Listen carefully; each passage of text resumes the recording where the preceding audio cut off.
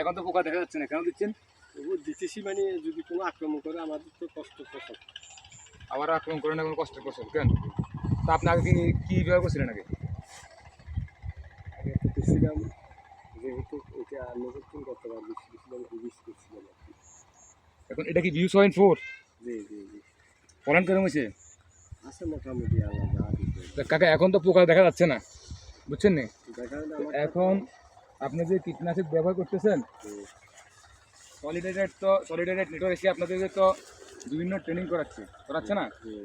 তো আপনারা তো ওখানে যে জৈবনাশক, মেগুন গাছের গোটা, নিম গাছের পাতা, এগুলো একবার স্প্রে করছেন? এগুলো স্প্রে করেন নাই। তো এখন যে সকালবেলা যে আপনি কীটনাশক ব্যবহার করেন, এটা কি নিয়ম? নিয়ম হইলো বিয়ালে, হ্যাঁ এখন তো কীটনাশক দেওয়ার নিয়ম কখন কাকা? বিকালে বিকালে বিকালে বিকেলবেলা। বিকালে বিকালে বিকালে বিকেলবেলা দেওয়ার নিয়ম। কারণ এখন ঠান্ডা আসলে আমি আসি, ঠান্ডা ঠান্ডা আসলে না, ঠান্ডা আছে, আপনার উপকারী পোকাগুলো কিন্তু কি এখন হতেছে, কিন্তু আপনি অপকারী পোকাগুলো কখন কিন্তু বিকেলে আক্রমণ করতেছে। তাহলে আপনি যদি এখন কীটনাশক ব্যবহার করেন, তাহলে কিন্তু কি আপনি সেই উপকার কিন্তু কি ফলন পাবেন না। এখন যেমন কীটনাশক দিচ্ছেন, উপকারী পোকাগুলো কিন্তু কি যাচ্ছে, মারা যাচ্ছে। তাহলে তুমি কখন আসর নামাজের পরে বিকেলবেলা কি দিবেন, কীটনাশক স্প্রে করবেন।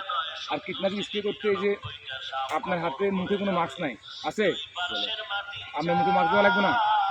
আপনার এই যে একটা জামা গায়ে দেওয়া ছিল এই পর্যন্ত, হাতে গ্লাস থাকা দেওয়া ছিল, মুখে মাস্ক থাকা ছিল, এবং পায়ে আপনি প্যান্ট থাকা ছিল, পায়ে মুখ দেওয়ার মতো মুখে ধুয়ে থাকা ছিল। তাহলে এই যে কীটনাশক, এটা বিষ, এটা আমাদের শরীরের একটা জিনিস, কিন্তু পোকার জন্য উপকার, ঠিক আছে, আপনার শরীরের মধ্যে কি এটা ক্ষতিকর জিনিস। তাহলে সামনের দিনগুলো যখন আমরা কীটনাশক স্প্রে করবেন, স্প্রে করার সময় মুখে মাস্ক, মুখে দেবেন মাস্ক, চোখে দেবেন গ্লাস দেবেন, চোখে চশমা লাগাবেন, এবং আপনার হাতে এই পর্যন্ত জামা পরবেন, হাতে কি লাগাবেন, গ্লাস লাগাবেন, ব্যান্ড পরবেন, এবং ওই যে পায়ের মধ্যে কি লাগাবেন, জুতা দিয়ে সুন্দর করে তারপর কী করবেন, আপনি স্প্রে করবেন। কখন স্প্রে করবেন? বিকেলবেলা স্প্রে করবেন। কখন স্প্রে করবেন? বিকেলবেলা স্প্রে করবেন। কারণ পোকার আক্রমণ হয় কখন? বিকেলবেলা, রাত্রে। চোর আক্রমণ করে কতক্ষণে? রাত্রে আক্রমণ করে।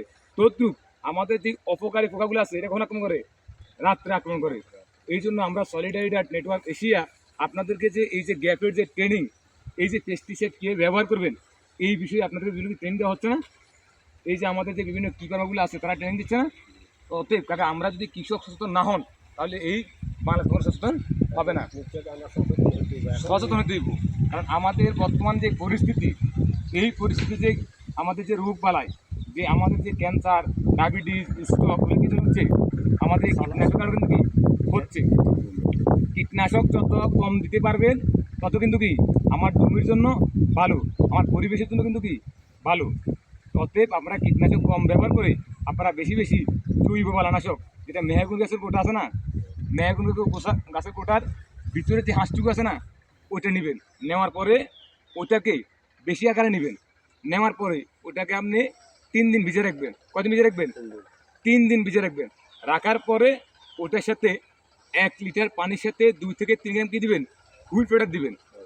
দিয়া তারপর আপনি আগে কী করবেন, জৈবনাশক ব্যবহার করবেন। এটা আপনার শরীরে কিন্তু কি ক্ষতিকর করতো না। কথা বলছেন নি? তাহলে আমরা কী করবেন, আগে জৈবনাশক ব্যবহার করবেন। ব্যবহার করার পরে যদি ওটা কাজ না করে, তখন কী করবেন, কীটনাশক ব্যবহার করবেন। ঠিক আছে? তো আসসালামু আলাইকুম।